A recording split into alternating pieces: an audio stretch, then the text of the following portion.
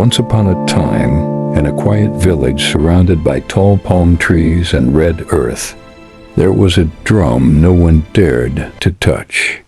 It rested inside a small shrine at the edge of the village, covered in white cloth and decorated with ancient beads. The elders said it was carved from a sacred tree many generations ago. They called it the spirit drum, and they believed it only spoke when the ancestors had a warning. Life in the village was peaceful.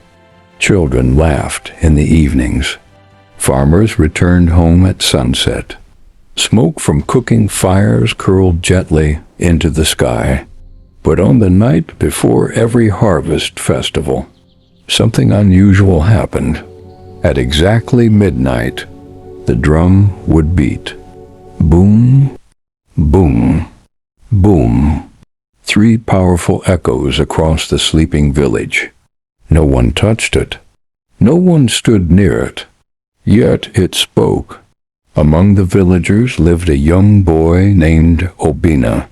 He was brave, curious, and very stubborn. He did not believe the elders' stories. "Drums cannot speak," he would say.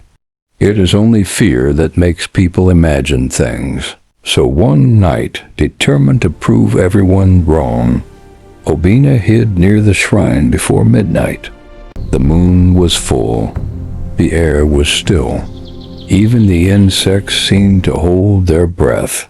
Midnight came. For a moment, nothing happened. Obina smiled to himself. Then, boom, the sound exploded into the darkness. His smile disappeared. Boom, the ground beneath him trembled slightly. Boom, the wind rose suddenly, swirling dust into the air. Obina's heart pounded in his chest.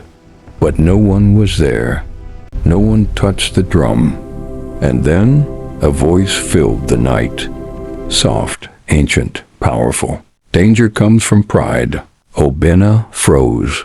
"When unity is forgotten, the land will suffer." The voice faded. The wind stopped. The drum fell silent.